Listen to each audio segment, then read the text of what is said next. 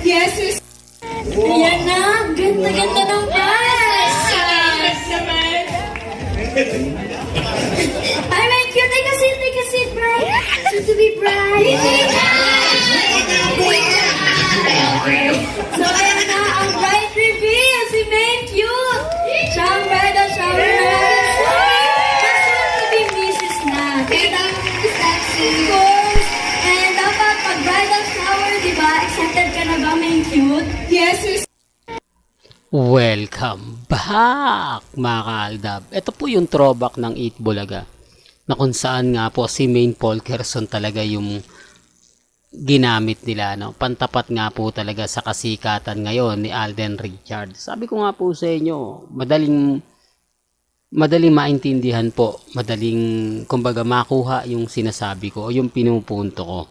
Di po ba? Tama naman po yung mga sinasabi ko. Kita nyo, pag sikat na sikat talaga, yun po talaga yung ipinantatapat, di po ba? Sobrang kasikatan ni Alden Richards, talagang pinag-uusapan, tapos naging best supporting actress pa itong si Miles Ocampo, di po ba? Gaya nga sinasabi natin mga kaaldab, may mga bagay-bagay po na mahirap nga po talagang ipaliwanag.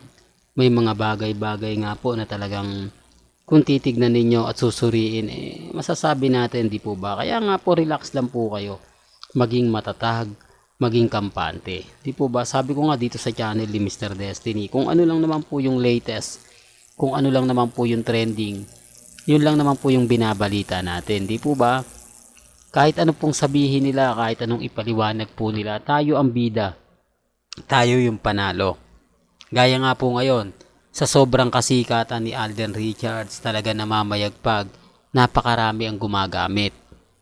Di po ba? Tapos sasabihin nila, hindi raw nagtitrending si Alden at si Maine. Bakit po si Menga yung nakita nila? Di po ba? Napakarami. Dapat ang throwback nilang nila yung pagdating nila sa E80, mas maganda pa yon. Di po ba? Mas inabangan po ng lahat yon. Di po ba? Pero wala Iba po kasi yung naging senaryo. Iba po kasi yung naging di po ba? Iba po kasi yung masasabi natin na dumating. Kaya nga po sabi ko sa inyo dito po sa channel ni Mr. Destiny, marami po tayong ina-update, marami tayong ganap, marami po tayong napag-uusapan. Di po ba? Akala po nila pumabor na yung kay Mengay. Akala nila porket pinakita nila to, mas sisigla yung mga netizen. Di po. Kumbaga mas nakakaumay nga po Di po ba? Pero gaya ng sinabi natin, may kanya-kanya po tayong opinyon at pananaw. Gaya nga po ng sinasabi nila, pag sobrang angat na angat si Alden Richards, talagang pinag-uusapan, gumagawa nga po talaga yung sarsuela para matabunan, para si Menga yung maging sikat, para si Menga yung pag-uusapan naman. Kaya nga po kita nyo itong throwback, no? Pero gaya ng sinabi ko, wala pong pilitan kung ano lang po yung pananaw po ninyo, kung ano po yung sa tingin po ninyo, yun lang naman po yung ina-update natin. Sa mga nagre-react, sa mga nagko-komento, sa mga nagsasabi ng ganito, nagsasabi ng ganon, relax lang po kayo. Di po ba? Basta sa akin, mga kaaldab, sa dami po ng mga binabalita natin, sa dami po ng mga komento sa social media about kay Alden, na papunta pa lang siya ng Pilipinas, papunta pa lang siya ng ibang bansa, pero marami ng pagpaparamdam, marami ng ganap, marami ng update. Di po ba? Kaya relax lang po kayo. Sabi ko nga dito po sa channel ni Mr. Destiny, kung ano po yung mga nababasa ninyo, napapanood ninyo, napapakinggan po ninyo, relax lang. Di po ba? Yun lang naman po ako At saka yung mga sasabihin ng iba, komento ng iba, okay lang po yan. Kasi mahirap po talaga tayong makipagsabayan. Mahirap po tayong makipagtalo. Mahirap po nating i-push yung gusto natin. Lalo na po napakaraming bitter. Napakaraming magre-react. Maraming magkokomento. Ayan, Mr. Destiny, tapos na ang sarsuela. Tapos na ang Aldab. Tanggapin nyo na yung katotohanan. Pinararamdam na ng Eat Bulaga. Wala namang pong problema doon. Hindi naman po kami nakikisawsaw pa Kasi alam naman po natin na kumbaga pinakita na ni Alden yung singsing. Di po ba? Doon pa lang sapat na para makakuha kami ng suporta. Sapat na para muling manumbalik yung sigla ng Aldab Nation. Tapos nag-post pa siya na nasa snow. Ang daming mga lapses ngayon na kung titignan nyo kay Alden Richards, talagang mapapaisip kayo. Talagang masasabi nyo na may punto yung sinasabi mo, Mr. Destiny. Talaga namang kitang-kita namin at ramdam na ramdam namin yung mga sinasabi mo. Totoo naman po lalo na po sa mga post natin, mga video natin about kay Bossing, kay Judy Ann Santos, di po ba? Doon pa lang masasabi niya na may punto na yung ina-update natin. Totoo naman po yung mga sinasabi ko, totoo naman po yung mga pinapaliwanag natin.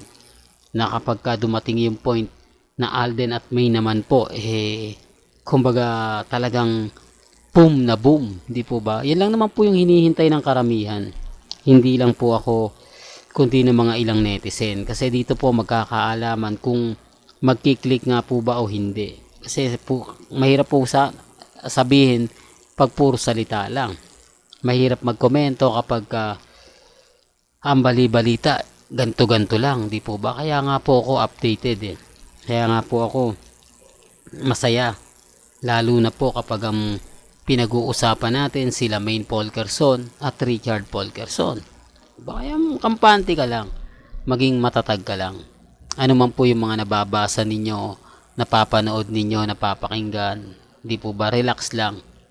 Lalo na po ngayon sa mga mamis, sa mga tita, sa mga senyor na nagsasabing, nako Mr. Destiny, move on ka na, tanggapin mo na yung katotohanan na talo na kayo, keso ganito, keso ganon, di po ba? Kaya relax lang, kampante lang tayo. Pagdating po sa dulo, tayo pa rin at tayo pa rin po magkakasama sa mga mami, sa mga tita, sa mga senyor na kumbaga nalulungkot, nagtatampo. Relax lang po kayo. Ganito po kalakas si Alden Richards. Ganito po yung taktika nila na alam naman po natin na talagang si Mengay at si Alden lang po ang pinantatapat. At talaga naman pong, di po ba, pinag-uusapan. Well, hanggang dito na lang po yung updates natin, mga kaaldab ba? Kaya kung gusto nyo pa po ng pinaka-latest at sariwang update, abay tumutok lang po kayo dito po sa channel ni Mr. Destiny para updated po kayo sa mga bagong video po na ilalabas po natin maya-maya lang. Kaya kung bago ka lang sa channel na to at isa kang true-blooded Aldab Nation na nagmamahal po kila Mengay at Isoy, tama po ang channel na pinuntahan mo. Kaya consider na po kitang bagong subscriber at huwag mong kalimutang i-share ang mga video po natin sa mga mami, sa mga titas at sa mga senyor. Hanggang sa muli, salamat po sa panonood at pakikinig.